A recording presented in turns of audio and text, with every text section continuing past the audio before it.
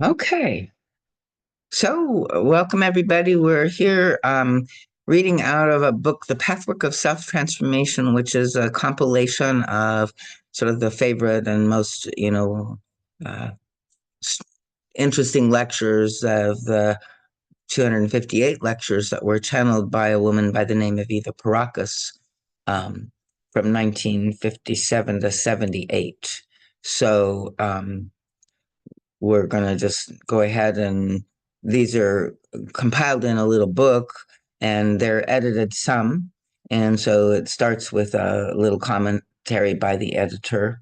This is a lecture called Infinite Possibilities of Experience Hindered by Emotional Dependency.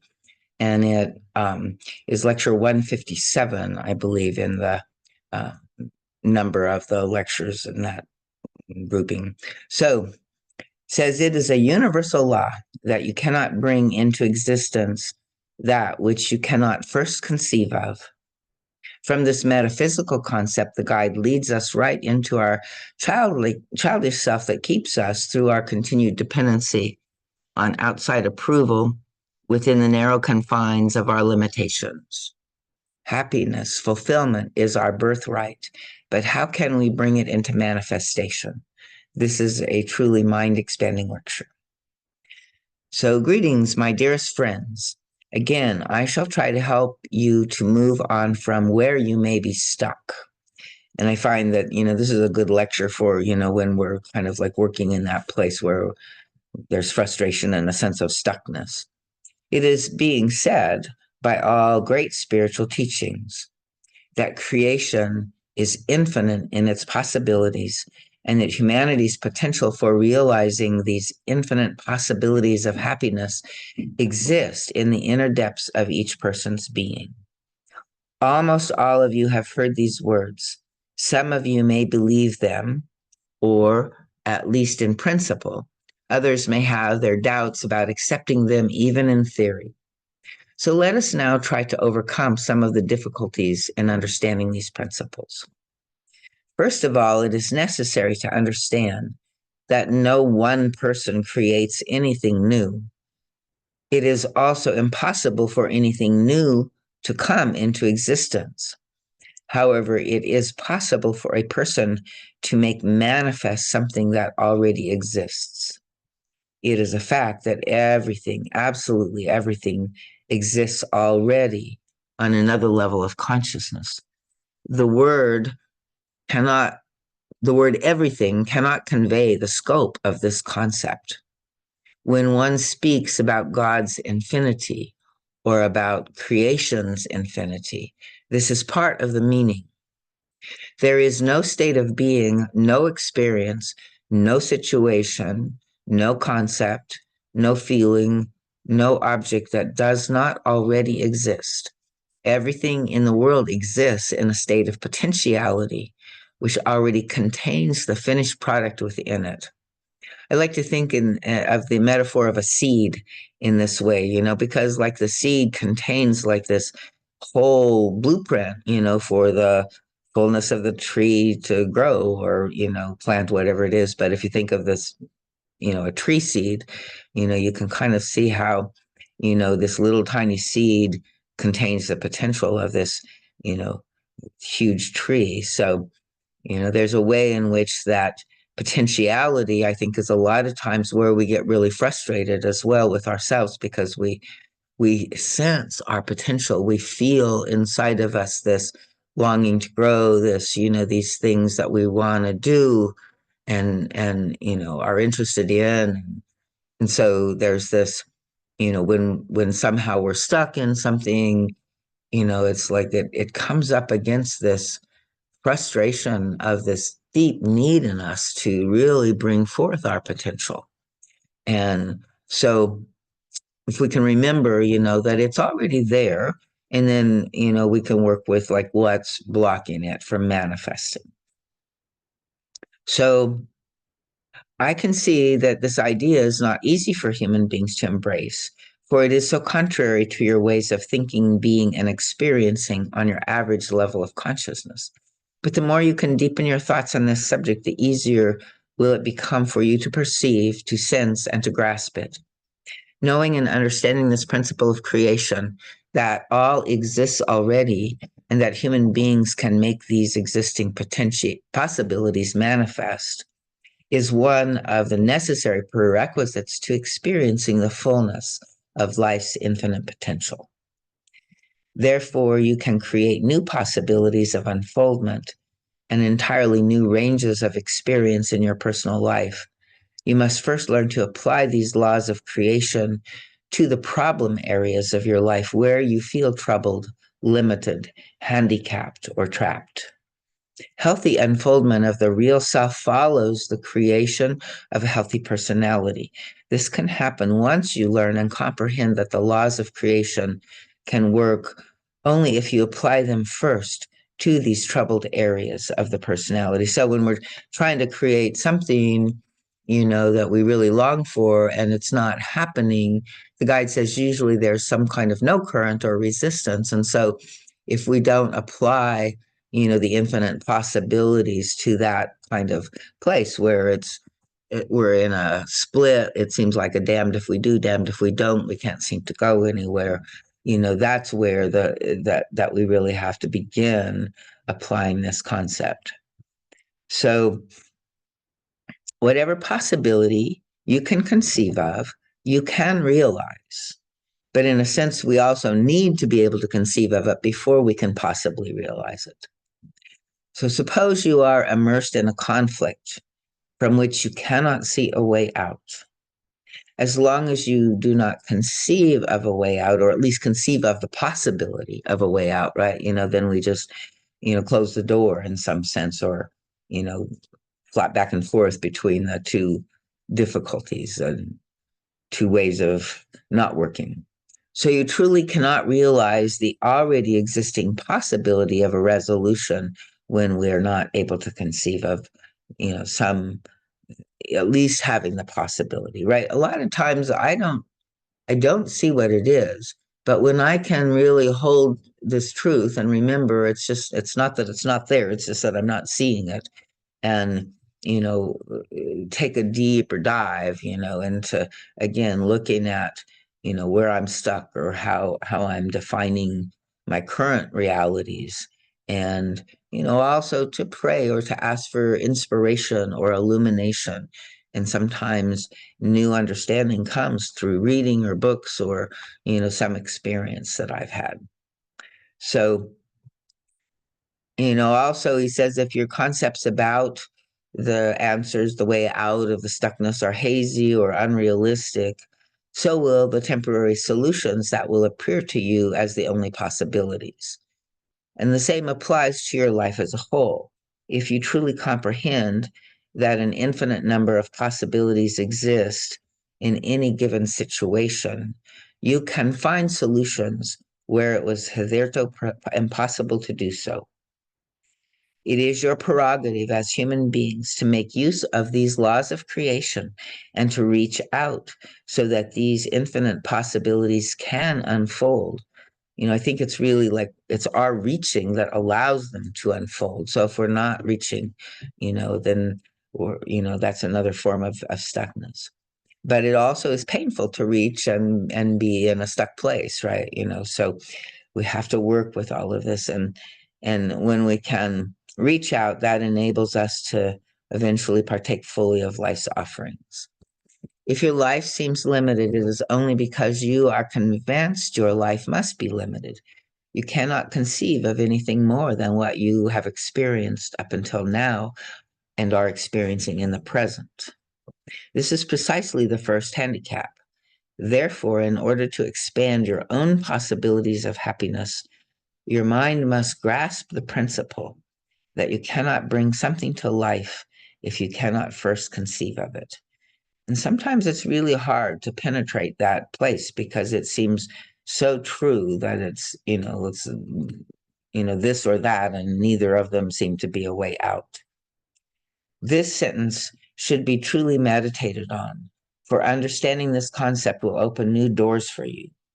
You should also understand that there is a vast difference between conceiving of further possibilities of expansion or happiness on the one hand, and daydreaming on the other, which is oftentimes why we don't want to, we're afraid we'll just be daydreaming or something, right? So there is a wistful, resigned daydreaming that grabs fantasy as a substitute for drab reality. And that's not what is meant here, and is in fact a hindrance to the proper conceiving of life's potentials. So we need to have a vigorous, active, dynamic concept of what is possible in reality. And when you know that something you wish to bring about exists in principle, you have made the first step towards realizing it. But like to envision, to conceive, like what that might be, you know, what do you want? A lot of times we just know what we don't want, right? And this is where he goes next, I think. Avoidance motivation closes out new vistas. So therefore, I invite every one of you to contemplate what you truly conceive of as possibilities for your life. If you examine yourself closely, you will find primarily that you conceive of negative possibilities, which you naturally fear, wish to avoid, and defend yourself against. When you use most of your psychic energies to defend against possible negative experience, your motivation is negative. Negative motivation does not necessarily imply a destructive intent. For that matter, a positive motivation in this context could also mean a very destructive intent or aim.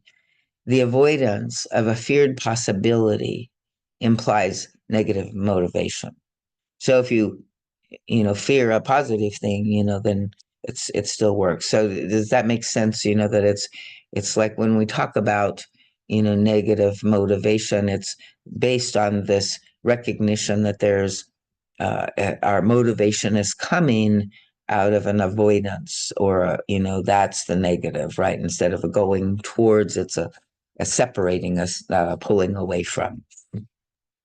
And so upon close examination of your mental and emotional processes, you will find that you are negatively motivated to a considerable extent. This is one of the first obstructions which enclose you in an imaginary and unnecessary prison. This applies, of course, to all levels of your personality. It applies to the mental level, where you cannot really envision the infinite vistas of experience, of expansion, of stimulation of all sorts of wondrous and happy possibilities you have a prerogative to achieve in this life. It exists on the emotional level, where you do not allow the spontaneous and natural flow of your feelings, where you fearfully, anxiously, and suspiciously hold back. It also exists on the physical level, in that you do not permit your body to experience the pleasure it is destined to experience. All these are limitations that you artificially and needlessly inflict upon yourself. A cluster of misconceptions. So the next obstruction to expanding your life and creating the best of all possible lives for yourself is the following cluster of misconceptions that are widespread in the world. These are the images, the beliefs, and we often, came by them because of how we experienced life when we were young and very vulnerable and didn't have a lot of perspective or understanding. So, we feel it is not possible to be really happy. Life is not supposed to be happy. Human life is very limited. Happiness, pleasure, and ecstasy are frivolous, selfish aims that truly spiritual people must abandon for the sake of their spiritual development. So this is an old kind of distortion in spirituality that our culture has carried for many thousands of years in some ways, I think. So, and then sacrifice and renunciation, then are the keys to spiritual development. So, we have to work hard, we have to be good, we have to be moral, we have to, do everything right. And, that, is how, we advance. But you can see in that, like if we're so focused on that, we have no room, no space for the life force, for the joy, for the pleasure, for the ecstasy. And the guide says in some other lectures, we can't really feel the goodness, unless we're willing to, feel in general. And because our defense has been to not feel because what's there is pain, then we're blocking off all of the good feelings as well. But we also have kind of these ideas and beliefs about it that we're not really even supposed to feel those good feelings, right? So we do not have to further elucidate these deeply lodged misconceptions, which are often more unconscious than conscious. So, again, we may consciously not even think about that or think the opposite. So a lot of times we have to go deep into our unconscious territory to even recognize that deep down inside there is maybe some elements of this sort of self-judgment. I was thinking about this today in terms of sort of some kind of programming I have around making money and doing spiritual work.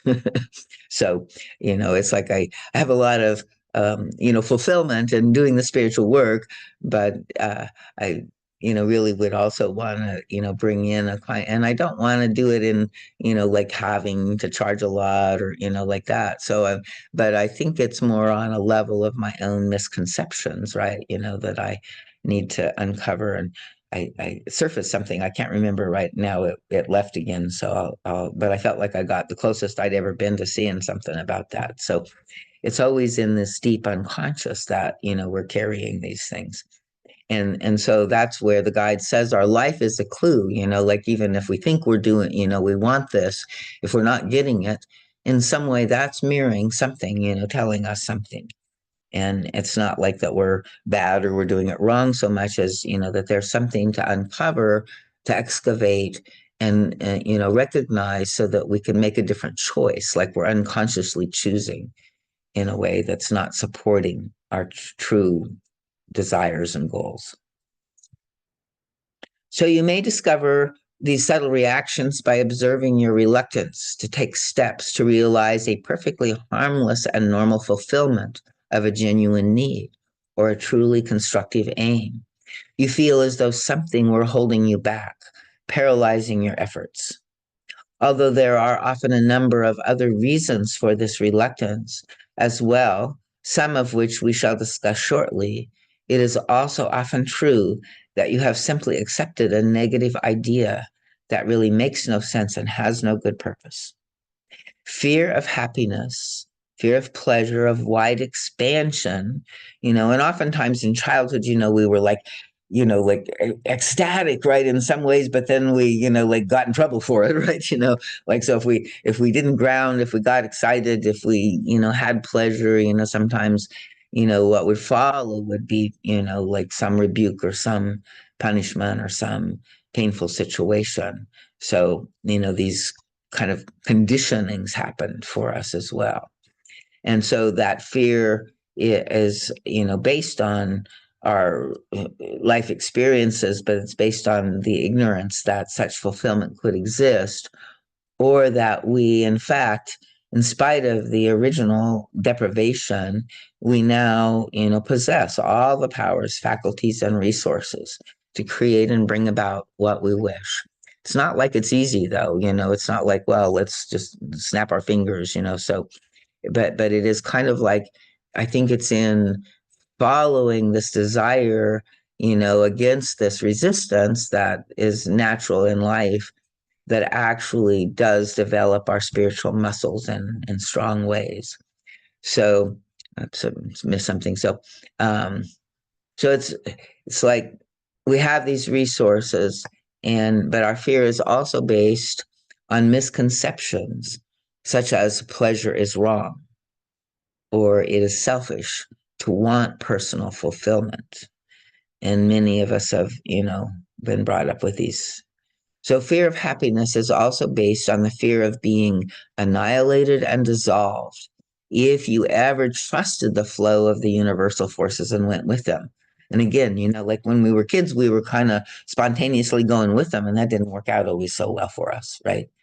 And so we learned, and we learned fear, we learned contraction, we learned, it's not safe. And so we have to unlearn that programming, because in some ways, the guide is saying the universe really is safe, and all of our life experiences are. They have can hurt sometimes. They have feelings, we have a learning curve. We don't always get exactly what we hoped for or wanted, but it's not ultimately dangerous in some way. The guide says our defenses are always defenses against feelings within ourselves. So we're protecting ourselves from our own, feeling responses to life's experiences. And, sometimes it's good to run because a tiger is chasing you, but that's not as often as our bodies are responding as if we're in danger. So, um, so such trust necessitates letting go of the ego will and the ego forces, and then surrendering to the beneficial forces of your deep nature. So let me pause. We've covered a lot already. Got any commenting or any thoughts that you want to share at this point? I think it's like just so it feels like a catch-22 with letting go of the ego will when have so much will. Exactly. And it is a kind of catch-22, you know, uh, because, but this is where sort of our mind, this is what the guide says, our mind can transcend itself, right? We can begin to conceive of this possibility that, it's not like through my outer will and my forcing current that I can manifest, what I want, or it's not really so much what I'm doing, but the way in which I'm doing it. Or it might be, that I'm, like fearful of risking and to like, look at what happened to the child and hold the child and kind of say, well, that was difficult then. But let's see if we can navigate and, it doesn't mean that we want to throw our pearls before swine, or, like clearly there are people, but the guide is saying the more we know ourselves, the more we can, recognize other people. And, then we can have discernment, doesn't require fear or defense, right? About what we share or who we speak to, or, what we want to, how much we want to have that kind of open intimacy. But if we can never trust to have that, because of our beliefs and our fears, then we suffer from the lack of that. Uh, so, and the ego will, yeah, it's like it is this process, this deep, like the feelings need to be felt, and in some ways, the will also needs to speak its truth. I don't know if I shared this with you before, but even like in grief, right? Like I lost a dog and it was a difficult death. And, I was kind of present going through that. And then I had this trouble sort of getting past the grief. And my helper, I was sharing with her after about a month of still like, oh, it's still like this hard pain in here. It's not changing, it doesn't feel like it's moving. She recognized, that it was my ego will that was in the way, of acceptance of the death of what happened, right? So the surrender ultimately of what is, right?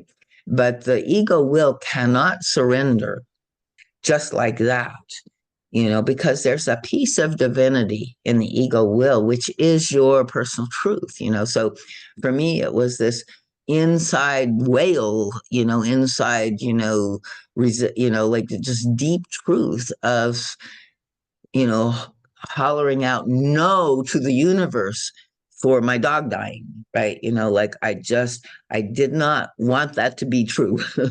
And so I just went into the place in me that knew, like that felt like it had to fight that, and said that no from the deepest belly place I could find as long as I could sustain it. And, maybe even hitting some, pillows or something, to punctuate it, right? And making that, sort of my fight with God that says, no, I didn't like this. This wasn't right. It wasn't fair. It's not what I wanted. So there, right? And then like it was interesting because when I could fully say it, after that, then I found the place where I could surrender. Right. And so I learned from that that, like, we can't jump over, we can't spiritually bypass any of our inner currents. But if we meet them fully, they will take us to the next place. Right. And honestly, and in with a good container, right?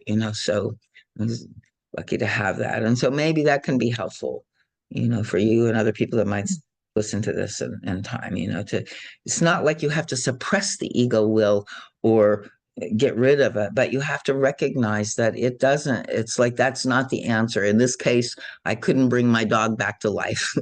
I had to surrender and accept the death, right? And this is many things in life that are just what they are. It is what is. And our ego will doesn't like that at all. But, it has to accept in the long run. But it can't just be, like shoved in the background and said, shut up and accept it. It has to be engaged in it, and it has to speak its truth. And then it can let go, honestly. So. That's Okay, so any very, more? Yeah, helpful. good, good. So, devices to hide weakness and dependency on others. Every single human being in this world, every single human being, right? So like, we need to realize it's not just me, harbors an attitude of fear and weakness because this corner of the personality usually induces a strong shame. It is kept secret, often even from the conscious mind. Many a different device is invented in order to hide this weakness and dependency that make you feel utterly helpless, unable to assert yourself, and even unable to protect your truth and integrity. When it comes to this area of the soul, one is constantly compelled to sell oneself out and betray oneself in order to ward off disapproval, censure, or rejection, or we feel that and then we're caught, and then sometimes maybe we rebel, but then we're expecting censure, rejection, and disapproval, and that's what we're gonna get, right? So we're either like submitting or rebelling in this situation. And the need to be accepted by others, is usually less shameful than the means to which the personality resorts to placate and appease others.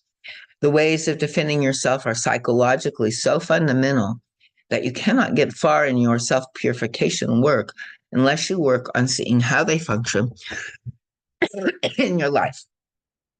All the defense mechanisms you have discovered and perhaps even begun to remove are either your ways of obtaining what you consider to be the apparently vital acceptance of others, or your ways of hiding your shameful submission, often by an apparently opposite attitude of indifference, hostility, or compulsive and blind rebellion and over aggressiveness.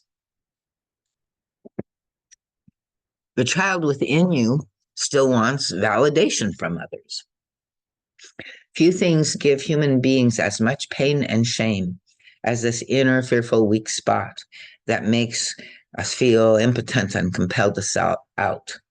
We already know that this area of the personality it's immature. It remains in some ways unconsciously. It doesn't have the full capacity of our adult, and it's kind of stuck in a certain frozen state and consciousness.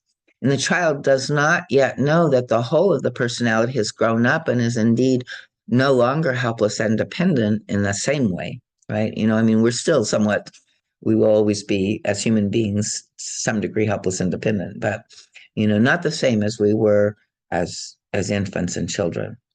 And infants and young children truly are helpless and dependent on the parents. But in the childish corner of our being, we either don't want to know or we do not know or do not want to know that we are no longer this dependent. We are no longer this helpless. The young child is dependent on parents for all the basics of life: shelter, food, affection, protection, and last but not least, for the very necessary supply of pleasure. A human being cannot live without pleasure. To deny this truth is one of the most harmful errors. Body, soul, mind, and spirit wither without pleasure. As an adult, you are able to find through your own efforts and resources your own shelter, food, affection, and safety. So you are also able to do the same with pleasure. In all these areas, you must have contact, cooperation, and communication with others in varying degrees. So while we are independent and not dependent in the same way, doesn't mean we're isolated or separated. There's still requiring, contact, cooperation, and communication. You cannot provide yourself with any of these necessities without interacting with other people. But this interaction is entirely different from the passive, weak dependency of the small child. The thoroughly adult person uses his or her own best forces, intelligence, intuition, talents, observation, and flexibility to get along with others in giving and taking. Your adult sense of fairness makes you sufficiently pliable to give in, and your sense of self makes you sufficiently assertive not to be stepped on and abused. So, I think, we can recognize this, right? In our experiences in adult life. I think of, all that you were doing for the team and stuff like that, and working with others and, you know, and you were using all of these capacities and sometimes it didn't always work great, but, it was, you gave your best, right? And you helped and people recognized that. So children are incapable of achieving this balance. They are rigidly one-sided in their insistence to receive, for this is their need. The same applies to pleasure. Children must have their parents' permission to establish and utilize the source of all pleasure deep within themselves. Through the parents' permission, the child will develop the strength and security to make meaningful contact. When you still need another person to permit you to experience pleasure, you are still in the position of the child or infant. And sometimes, what I've discovered in this, and this is where I like sort of this interfamily system and this recognition that, it's like our parents didn't give that to us. So, but the child in me still needs somebody to give her permission, right? And so that then becomes my adult, right? So if I can, begin to become now the good parent, or try to reparent the child in the way that she really needed from my adult consciousness and awareness of what's happening here, that can help a lot. And, we may not be able, the child inside of us is frozen in that state of, it's not allowed to be, have pleasure. And so we may have to go in and tell it, the rules have changed. That was the way it was back then, but we're now in charge and we say, you can have pleasure, right? We can give it permission. So, through the parent's permission, then the child develops the strength and security to make meaningful contact. And so, again, as we help, I think we can help our child because often our child is very withdrawn, very fearful of, contact in some ways. So when you still need another person to permit you to experience pleasure, you are in the position of child or infant. This never implies that anyone can do without others. But for adults, the emphasis is shifted. Mature adults find within themselves an inexhaustible well of wonderful feelings. Insecurity and weakness cannot exist when these feelings are activated. And it is kind of interesting, like there's these two states of consciousness. So when we're in our power, it's like we no longer feel so much like the shame or the insecurity or weak parts. And then when we're in our weakness and our insecurity, it's really hard to remember or imagine that at other times we're able to access our own inexhaustible well of feelings, positive feelings. So when part of the development is arrested, we wait for another person, a parent substitute, to make it possible for us to draw on this deep source of our own rich feelings. You know of and yearn for these pleasurable feelings, but you do not know that you are no longer dependent on others for being allowed to activate and express them. This is your human tragedy, for you thus move into a vicious circle. Whenever a misconception is accepted as truth, immediately a vicious circle comes into being, paralyzing the pleasure forces, which are a good part of the energy available to you. Your life thus becomes dull and lusterless. And that's when we get to the point where I can't stand it. I have to do something, I have to break out. I have to, you know, because we really can't, it's hard for us to like, I mean, some people do just get rigor mortis and start dying, from then on. But most of us, like after a while, we rebel inside or we seek harder or and that's a good thing. But it helps to have a clarity to, and understanding to direct it and to, move it instead of just kind of recycling the trying again and then the frustration because we failed or whatever. I feel like this is really where I'm at right now. Like trying to realize that I'm sure a lot of people do in Pathwork is that too, is like not even aware that there's a level of uh, wonderful feelings that exist. Absolutely. And so, where would we find these, well, sometimes again, it's like going back to the simple things that we used to love as a child, or, taking some time to remember ourselves, to find ourselves, uh, and to kind of be selfish, like the guide is saying, like, uh, you know, especially as adults, we've been in service, we spend time raising kids or, doing careers and stuff like that. And so there's a kind of balancing back. I think that, like I think it's a necessary, we kind of give it a good gung ho, we give everything to that. But then sort of midlifey, crises kinds of things, like so we've been there, done that. We're still left with these stuck places, and so now, we have to find another attempt and see if we can break through. And oftentimes, this is where we, can give to ourselves those things, whereas before we couldn't, we were in another phase of life. So life has definite phases and medicine wheel kinds of aspects that we go through. But, when we do start getting to dull and lusterless, then it's time to, find our pleasure again. Um, or to seek it maybe for the first time ever, right? So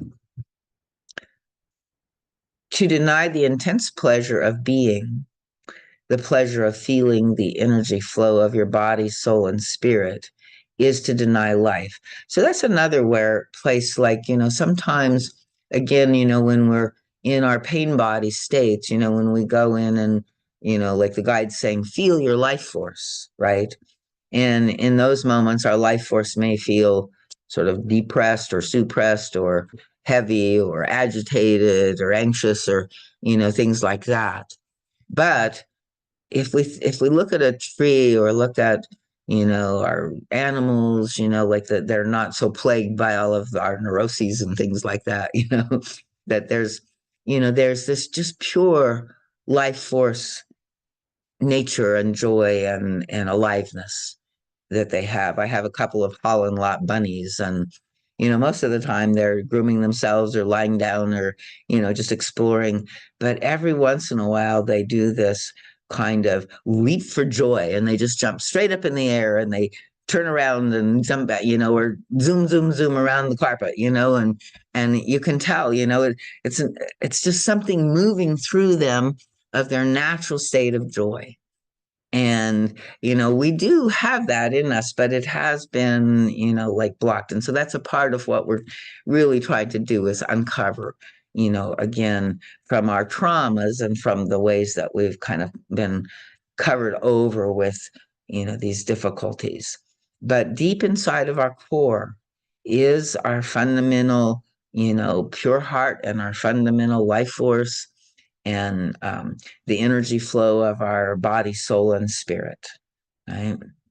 And, that can, it's kind of like in embracing and accepting sometimes that that's painful, that helps us open to embrace and feel when it's also moving in a, state of more joy and pleasure. So when a child suffers a denial, his or her psyche receives a shock from the repeated absence of pleasure, and therefore the repeated presence of the unfulfilled yearning.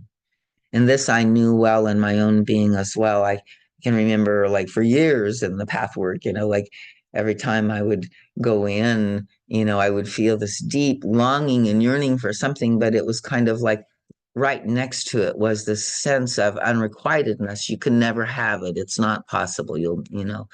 And that's very painful, right? To have a longing and then like have it, like blocked right there in the inception of it in some way. But that's where we often are, kind of like struggling because, we, because of these shocks that, happen. And the shock prevents growth in this one area so that the whole personality grows lopsidedly. And so our adult conscious mind does grow up in some ways right around it, and maybe ignores the fact that a crying, demanding, angry, and helpless child still exists within us. And so we don't know that we're free to move toward pleasure, toward our own fulfillment, and toward the realization of our own powers to obtain what we want and need. And we don't even know how to access it, really. So, uh, this is one of the most fundamental splits in the human personality. And this is where then we get kind of caught up in the will and the vicious circle and then the forcing current, right? And so it kind of just keeps tightening the noose around us as we, go in the direction of these pseudo solutions, what the guide calls the pseudo solutions, right? So let us look a bit closer at this hidden corner of the psyche where all of us have remained children, where we ignore this fact and, where does the inner child ignore its own rights and powers of the adult state that we are, So this particular vicious circle I mentioned before is this. When you do not know that everything in the universe already exists and that you can manifest whatever you need in your own life, you feel dependent on an outside force, God, or, your boss or your mate or whatever, for giving you that permission and for your wants and needs. Because of this distortion of the facts, you wait for fulfillment from the wrong source. Such waiting keeps your need perpetually unfulfilled. And then the more unfulfilled it is, the more urgent the need becomes. And the more urgent the need, the greater your dependency, your hope, and the more frantic your attempts to please the other who is supposed to fill your need. Or to, like it can go the other way where, you get frustrated and, resent them, right? You then become desperate. The more you try, the less you fulfill your need precisely because your attempts are unrealistic. Consciously, none of this, so it's not like we're to blame, right? We are not conscious of it. You do not know what forces drive you, nor even in what direction you are driven. You become desperate because in your urgency to have the need fulfilled, you betray yourself, your truth, and the best in you.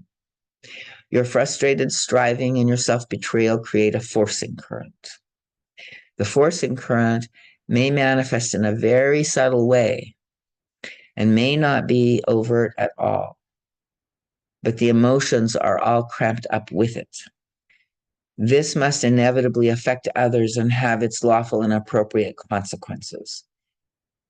So do you understand what he means when he says a forcing current? Is that I feel like a forcing current is when you're not going with the flow of life, you're like damming it up. Is that that's one of the ways, right? It can be, like a feeling of frustration often, like then makes us want to, like we can't surrender. We feel like, we either have to submit or rebel. So it might be the rebellion, it might be like where we're trying to get our way no matter what, where we're being aggressive and forceful. Or like you said, it may be very subtle. So we're being very diplomatic, right? But it's again, it's not exactly what we do, but it's the energy behind it. And so it's kind of detecting this place where our will is pushing in some way, right? Because we don't want to hear a no, or we don't want to change the way that we have expected it to be, right? that And helps a lot? Yeah, that helps. okay, good. When you say it's the intention, the subtle, it's the intention within that determines if it's a forcing current or an allowing. Okay, I get it. Right. Right. And oftentimes, I mean, again, we have our desires, we want our pleasure, and it's not a bad thing to want it, right?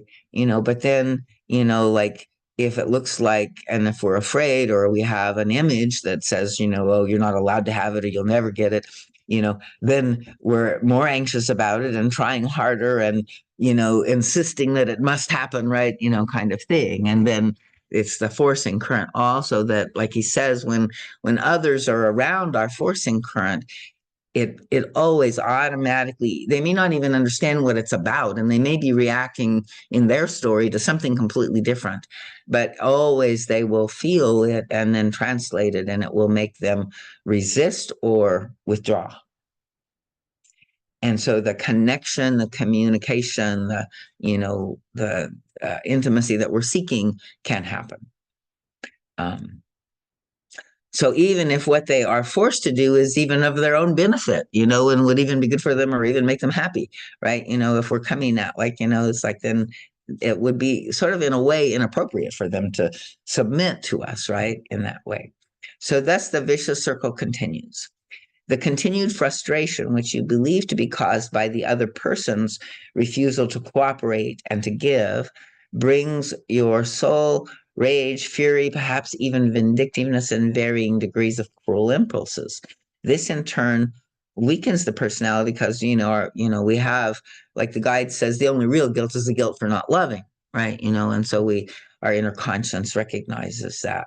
And then you conclude that your destructive feelings should then have to be hidden so you don't antagonize or push away the other people, um, and that you need in some way, right? And then this net of entanglement becomes tighter and tighter. The individual is completely ensnarled in this trap of misconception, distortion, illusion.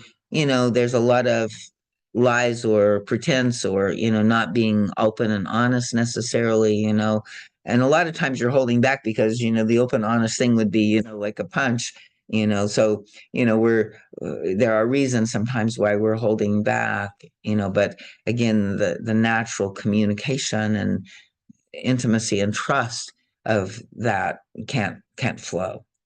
So, and we're also perceiving from usually our images, and it's in distortion. There's misconceptions and illusions, and then the destructive emotions that were also often connected to our original trauma, that follows suit. And so you find yourself in the preposterous position of craving the love and acceptance of a person whom you hate and resent for having left you unfulfilled for so long, or something like that, right?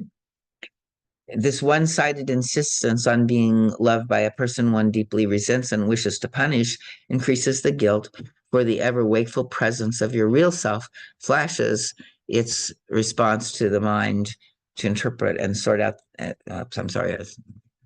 Uh, Reaction into a mind that is unable to interpret and sort out the messages of the real self from those that come from the child inside. So again, we're split inside. We have two consciences or more, and they're a little bit at war.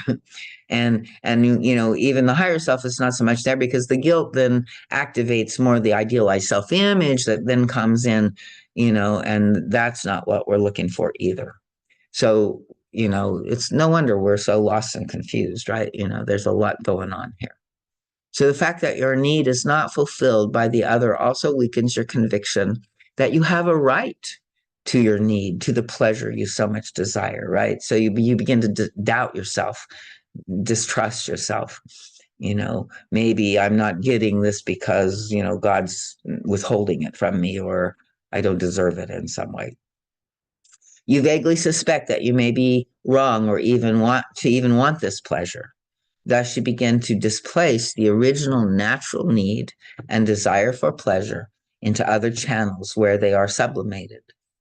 Other more or less compulsive needs then come into existence. So the original real needs often then, are thwarted, and then we end up with sort of obsessive compulsive kinds of needs or addictions or other things like that. All the while, you are torn between the force of the deeply hidden original need and the doubt that you have a right to its fulfillment. The more you doubt, the more dependent you become on reconfirmation. Somebody needs to tell you, yeah, it's for you, it's okay. By an outside authority, a parent substitute, public opinion, certain groups of people who represent the last word of truth to you. The more this vicious circle goes on, the less pleasure remains in the psyche, while unpleasure accumulates. Such a person must increasingly despair about life and doubt that fulfillment is possible. So I think these are where some of those voices come in. There comes a point when a person inwardly gives up. There is not a single human being who does not harbor within such a weak area, at least to some degree. In this secret corner, you feel not only helpless and dependent, but also deeply ashamed. The shame is due to the methods you employ to placate the person who at any given period is supposed to fulfill the role of the authority and grant you what you need. And again, it can be God, it doesn't, or your own idealized self-image, right? Or it could be somebody outside. The forcing current says you must. So that's another way to, notice the forcing current. And you make demands on others to be, feel, and do what you want, what you need, what you desire. These demands may not manifest outwardly at all. In fact, like there's a kind of passive aggressive, or there's ways that it can be, kind of done in subtle ways. In fact, on the surface, you may totally lack self-assertion. Your inability or difficulty to healthily assert yourself is a direct result of having to hide the underlying shameful and threatening forcing current. So when we're in a forcing current, then we feel like we have to get more submissive, because it's sort of so like you can see how it just keeps spinning in this circle. And it is threatening because you know quite well that if it shows openly, it will evoke great censure and disapproval, and possibly even overt rejection. So I invite all of you to vigorously face this area in yourself. All of you must tackle it if you wish to realize life's and your own best potentials, and if you wish to discover your own infinite powers to create infinite goodness in your life. The stronger the you must is secretly thrown at others, the more you inactivate your own powers. The result is that you become paralyzed and inactive in body, soul, and mind. This inactivity keeps you from moving into your own nucleus, the place where all realistic promise and all potential for every kind of fulfillment and delight exists. You inadvertently make yourself hang on to others, which must elicit hate in you. Finding the treasure of your own nucleus, on the contrary, makes you free. Then contact with others becomes a delightful luxury that elicits love. So that's saying, that's kind of like really the benign circle, right? If we can get there. By continually using inner covert pressure on others or on yourself, right? Because we apply this to ourselves in equally as destructive a ways. Because you believe you are dependent on them, you diminish your available energy supply. If energy is used in its natural, correct, and meaningful way, it never exhausts itself. You know this, my friends. Energy only exhausts itself when it is wrongly used. There are innumerable methods that human beings use in order to switch on this forcing current. And again, wrong use is often in this forcing current way. There might be some other ways that we also misuse it, but um, they include compliance in varying degrees, passive resistance, spite, withdrawal, refusal to cooperate, forceful outer aggression, intimidation and persuasion through false strength, and assumption of an authority role. Deep down, they all mean you must love me and give me what I need. And then when we're guilty or we know we can't really, that won't ever work, right? Then we withdraw, then we, you know, go into the other side of this, more the passive. So, but it keeps kind of going back and forth. And, we can't get what we want by withdrawing. And then we get upset and frustrated. And then we come out with the aggression and the forcing current. And that doesn't work either. And so we're just flip flopping back and forth between these two impossibilities. And so the more blindly we're involved in this way of being, the more we weaken and further alienate ourselves from the center of our true inner life, where we find all that we ever need and want. So let go and let out. In order to reorient the soul forces toward health and restore their true nature, the following has to happen. Let go of the particular person or persons from whom you expect your life fulfillment and whom you simultaneously resent for this very fact. You must all recognize that you place expectations and make demands on others that no one else but you yourself can fulfill. All you need and long for, including real love, can only come from this when your soul is fearless. And so this is where, the work, we can't just flip from the one to the other. Like we have to, like help support ourselves to find and activate this inner place. And our simple first knowing that it's there, that it really is within us. And, like trying to, recognize when, we discover it in certain ways because we're so used to like living in the vicious circle and the forcing currents and stuff. So we can, all we need and long for, including real love, can only come when our soul is relaxed, fearless, because it's like then it's open and receptive, right? When we're in the defense, we're not receptive. So everything we long for, we can't receive. And so, when our soul can relax, when we can calm, when we can, and even when we're fearful, like fearless is a kind of a strange word, I think, in some ways, because I don't know if we're ever totally fearless, but there's a way that we can be with our fear, right? And we can relax around our fear. And we can recognize that fear is just fear, right? It's just a feeling. It doesn't mean what we think it means, right? And if we can relax around the fear and into it, then we can feel it, and then it can leave our system. It kind of lifts out of us, and we get more and more connection with the real self and you know higher levels of our being in the relaxed state of being in our flow, right? So um for as long as let's see, let me back up and just all you need and long for, including real love, can only come when your soul is fearless. And you know that the strength of your feelings, and you know that the strength of your feelings with which you can give and receive love is located within you.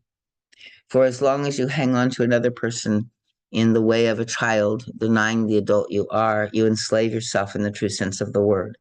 The more you do this, the less you can either receive or give, and the less real feelings of any sort about any vital experience can find their home within you. Because fear and anger take up most of the room in your psyche because we're not receiving what we need, right? it is essential to let out these negative emotions in the way you learn to do in the pathwork. So again, we don't bypass. We move these feelings where no one is harmed. We identify them rather than identify with them. And then we let them express because they're a piece of truth. They hold a piece of truth. And when that truth is named and felt, then we can let go. So letting out fear and anger makes room for the good feelings. So many of you are still locked and paralyzed. Expressing fear and anger is the last thing you want to do. Even if you admit to such negative emotions in principle, you still prefer to act them out in the unconsciousness rather than expressing them directly and taking the responsibility for them. You still claim a false perfection, or you want to, even though you do not really believe that it exists in you any longer. But we do it in order to try to, still be okay in ourselves somehow, and get other people to be okay with us. Although also you cling for dear life to negative emotions because we fear the positive feelings. And this is also another aspect of the same vicious circle. And if we've never been given permission to feel them, or maybe we want them so bad, and then we fear like if we have them that, then we'll get disappointed and we'll lose them again, right? And so we almost, I'd rather not feel them than, have to feel them and lose them. So there's many ways that we, sabotage and different openings for ourselves. So the less you see yourself as responsible for the negative feelings you still possess, as well as for your right and ability to create happiness, the more we live in fear. Consequently, the more we must do something to eliminate that fear. Negative emotion comes about when we're trying to avoid the fear, right? And so now we're spinning in the negative orientation. You live a makeshift life of avoidance rather than create an expansive, unfolding life with positive experience and pleasure. It's kind of like I start feeling better when I'm feeling no pain, right? And so the highest we can imagine is just to avoid the pain. And then that never really works because of the way it's set up. So the more we try to avoid the pain, the more the vicious circle takes us headlong into it. So you aim to avoid the threat of expressing your own negative feelings then, because we know we're negative and then we feel, and, and we don't want to let that out. Because either that's going to spoil our obtaining from others what we want, or, we're just afraid, that we can't get them ourselves somehow. We don't know how to do that. So you stake your salvation on others from whom it can never come. So we stake our, salvation on the outside. And so again, it's a kind of a reorientation, and again, it has to be this reconnection more with our higher self inside, right? Because it's always there and we kind of like get lost. We only experience our mask and our lower self or our, stuck places, and we lose track of even knowing that this is here. So, it's a beautiful thing to just even in your visualization of possibility to, even when you feel in your deepest hopelessness, right? To kind of remember and try to bring this in that it is a state of consciousness that feels like that. And the ultimate truth is that you are a spark of life. You have everything within you, and all of this possibility is available. It's kind of like we came here to discover the key.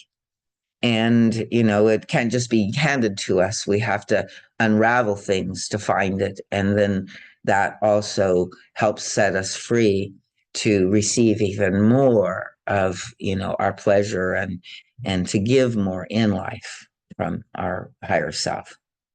So he says, this we cannot force, it can't be forced upon one who has not yet been made aware of the dependency itself in kind of specific ways. And always we have to kind of go in and see how this works in our own lives. But once this is the case, it then becomes possible to give up what one has been so tightly holding on to.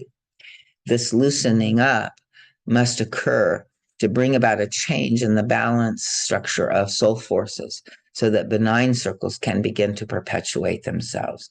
So again, just even relaxing, like to just try to, support ourselves and imagining that it's not as bad as we think it is, right? And holding ourselves with compassion and encouragement and, connection to these infinite possibilities and the true nature of our true, life force source. You also need to be willing to dispense with your rationalization that appears to make your case seem justified.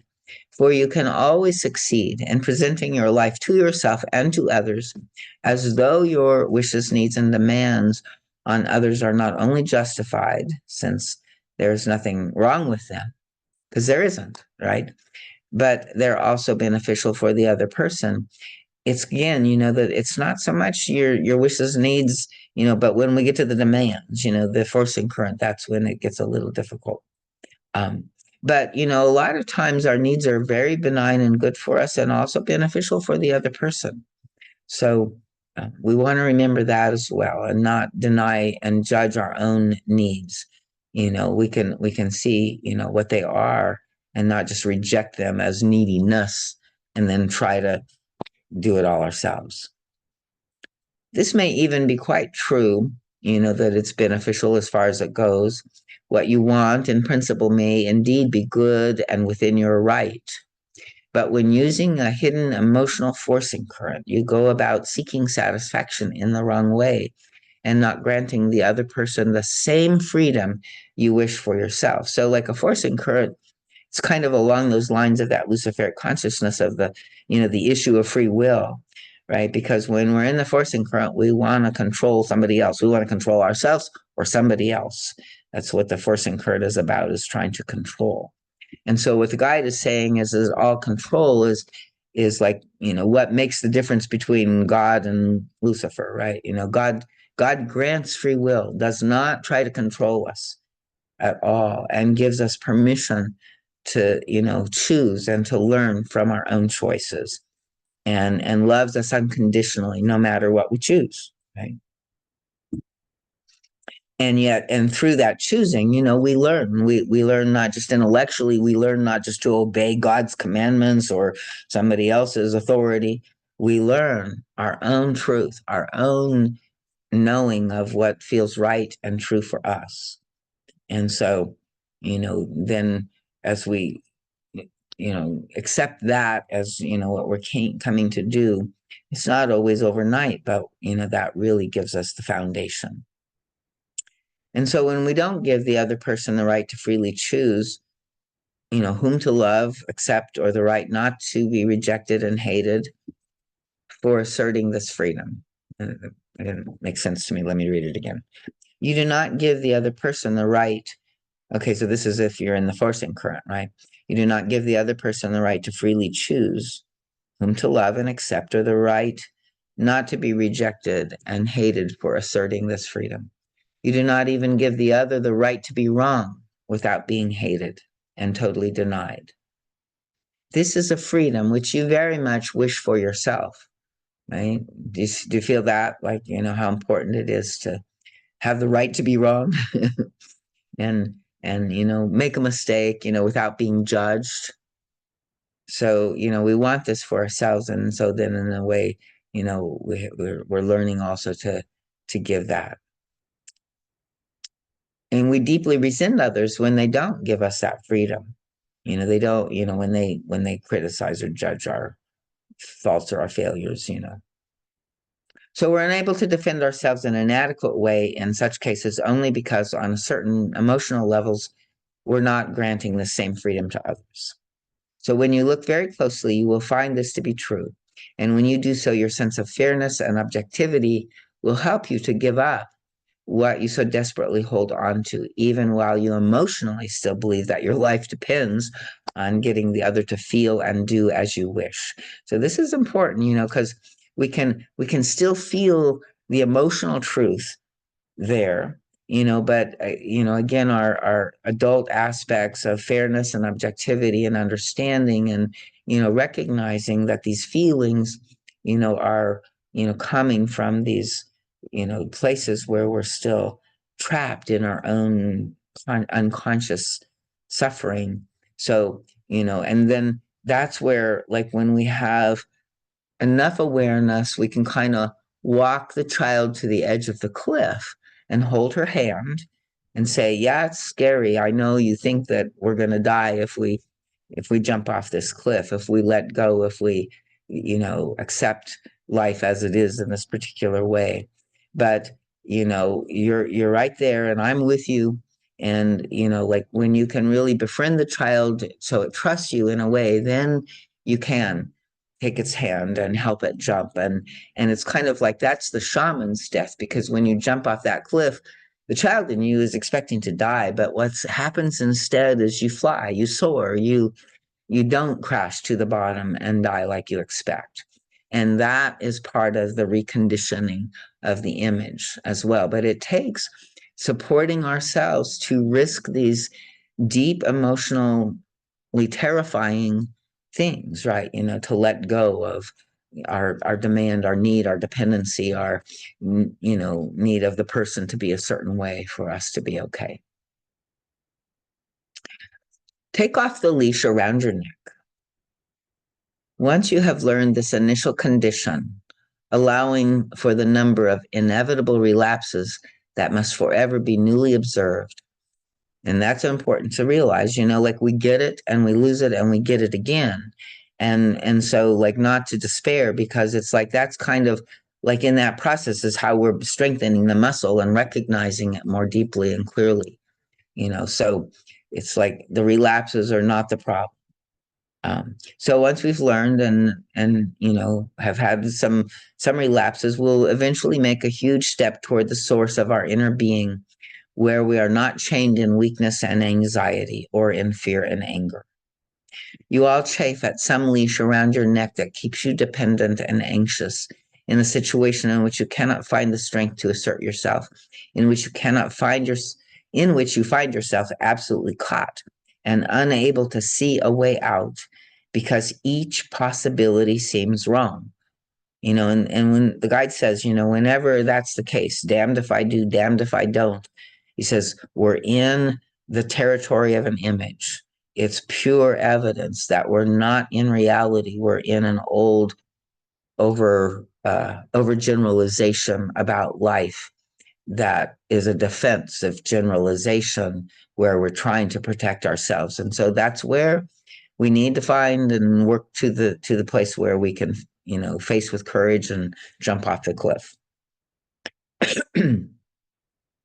You know that none of the visible alternatives give you that good feeling about yourself, that resilient strength and well-being, in which even difficult steps become feasible because you know they are right for you. So we're kind of waiting to feel that sense, right? And so most of you have at least occasionally experienced this inner state of knowingness when your real self was freely operative within you. It is our aim to bring out that real self completely, right?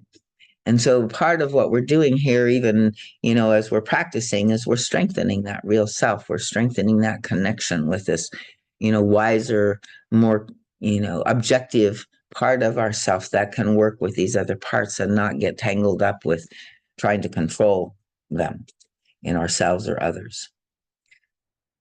So in order to liberate the real self, you must find that area of your life where you are most bound and most anxious. Ask yourself, what is it you want from the other when you are so bound, so resentful, so afraid, so weak, so unable to be yourself? Experience this leash, which can be given up only when you stop wanting from others what you must supply for yourself. Verbalize concisely to yourself whatever you find you need from others. This will bring you nearer to letting go.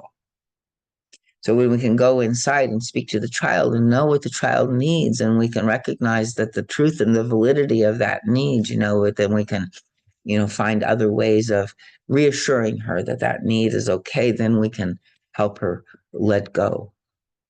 So you will then know that this is precisely the compulsive need with which you enslave, weaken, and paralyze yourself. When you let go, you will experience a new resilient strength coming out of you that suddenly conciliates apparently insoluble problems like it unifies the opposites. You will become free as you let free. Only when you can lose on the ego level can you win on the level of the real self, where the power to create a good life is. Conversely, your inability to give up, to be fair, to let others free, your insistence to win and have your way, your refusal to lose on the ego level, make it impossible for you to win where it counts and where you would find your real strength. Jesus Christ meant this when he said that he who wants to live must be willing to lose his life. In one of my very first lectures, I spoke of this when I said you must give up what you want to gain. And when that's the child inside, still feeling like that's absolute death, she can't give it up by herself. But as we grow up around her, we can begin to understand and realize that this is what we have to do. And we can even begin to visualize the infinite possibilities that, like what something new could happen out of that, where nothing new, kind of we know by heart the two sides of the coin of damned if we do, damned if we don't. So, as we begin to, open to this one impossible thing of giving this up, and sort of sitting with it and feeling into it and allowing our imagination, we can pray, we can invite the higher self to come in and help us with our visualization of, this possibility of, both making the act of letting go and surviving, what we feel would be a sure death on the other side. So here we are dealing with levels of consciousness. I hope it is quite clear that no sacrifice or renunciation is required. What is meant is that you cannot obtain what you want and what you indeed should have by pressuring an outer source with all your efforts. The emphasis must shift, whether we're pressuring God or somebody else, or even our own, our idealized self is trying to pressure, some part of us. The emphasis must shift. If you insist that you must win on the wrong level, you cannot truly win. If you can lose on that ego level, you will win. You will then inevitably come into that nucleus of yourself where every conceivable power exists. As you grant others the right to be, whether it is convenient to you or not, to that extent you will truly find your own rights. It is a steady growing process to find these rights. The process will first manifest by your no longer selling out or downgrading yourself. You will find genuine, good defenses against abuse, and you will feel good about them. Later, you will discover your ever-increasing right for pleasure and happiness. You will find that you move toward visions of what your life could be, toward possibilities you never dreamed could exist. You will suddenly permit yourself pleasure. You will no longer cramp up against it, as you inadvertently continue to do now.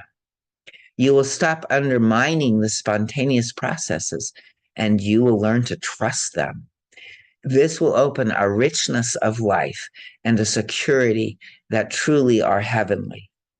By letting go and giving up your inner forcing current, you will experience the beauty of free, unforced relationships. When you live in the old dependency patterns, you force others to make them do what you want. Thus, you have mutual forcing currents. They're usually doing the same. This weakens you and creates a host of negative emotions that cause you to lose contact with the nucleus of your being, as well as with your good feelings. You turn frustrated, negative, hostile. So when we lose gracefully, you will find a treasure within, a new way of life that is an entirely new venture on which you are just embarking. These areas in your life where you feel so weak and trapped will cease to exist. Reach into your inner being and communicate with it for the purpose of eliminating this weakness in you that binds you and that wastefully and needlessly holds you back in your life. No matter how much you glorify holding back, it serves no purpose. All of you do hold back in one way or another, just as humankind has done for millennia, by saying that pleasure is wrong and frivolous and unspiritual. You may have your own private excuse to beatify your weakness and apparently make an asset out of it. Yet, in following this reasoning, you cannot really come face to face with yourself. Only by coming face to face with your weakness and dependency, with your forcing current that says to others you must, can you also come face to face with your strength and beauty and with all of the potential that exists in you in a way you cannot yet even fathom. So be blessed by the great strength that is here now, but even more so by the great strength that dwells in you. Be in peace, be in God. So, any final reactions, comments? I feel like whoever, like if somebody were to watch this from a synchronicity standpoint, like this is kind of where I'm stuck right now. So I feel like this is, you know, like the last part where the guide says to lose. And it's like, okay, I guess if I do it the right way, I'm not, even the losing won't feel bad. It'll, yeah. So it's just keep going, spiraling through that. Right. Yeah. And it's fun, it's like no place in all of that, like are you bad or should be judged or anything like that. It's like it's the process of learning and spiraling through it that I think will um continue to bring it more into consciousness, more clear. And each instance, it's like it's unique. What am I surrendering to? What am I having to accept? What am I having to let go of in some way? And this really is the lecture on the work with the will. And there are others, but it's a slightly different, type of work. And the will is, a very interesting, part of us that I think even, the guide sort of implies it's, our Luciferic consciousness. And so, in some ways he's saying that's the last that's going to be fully transformed, you know, but this is the work, So again, we can be patient, we can just keep seeing it. And in little ways, when we discover little things that we can surrender and accept and let go of and notice how that works, then we can take on the bigger ones that seem, like from the traumatized consciousness, like sure death if we don't defend or have our forcing current or you know make it about the other guy. So it's and then I think the other side of the coin is yeah, to try to find who you are in this divine part of your nature, because so much of our early programming, we couldn't discover who we were. We just had to compensate to survive, right? And be the way that we needed to be in order for to make it. And so we don't know who we are. We don't know the gifts and the treasures and the interests or the possibilities that we hold so well. And sometimes, it's like in little ways, or just like, well, remembering what your child used to enjoy, and maybe you still take her for walks, but maybe there's a different pace that she would like to go, or more meander time instead of walking, like enjoying the scenery, but still sort of in some way an act of doing. And maybe she wants bubbles, or she wants to play with creating art, or something like that has nothing to do with an ultimate destiny or mission in life. But it may actually be all a part of it, or it may just be that that's going to help you free up because you have an attraction to it and a flow with it or an interest in it. help you free up some of that positive life force energy, and fun and pleasure that we need. Yeah, yeah, this is good. Wow, thank you. Yeah, good. I'm glad, I felt like it was a little bit of a synchronicity too to me. I thought, I hope this is a good one. So I'm glad to hear this. Okay, great. Thank- Well, we'll see you in a week or so. Okay, thank you so much.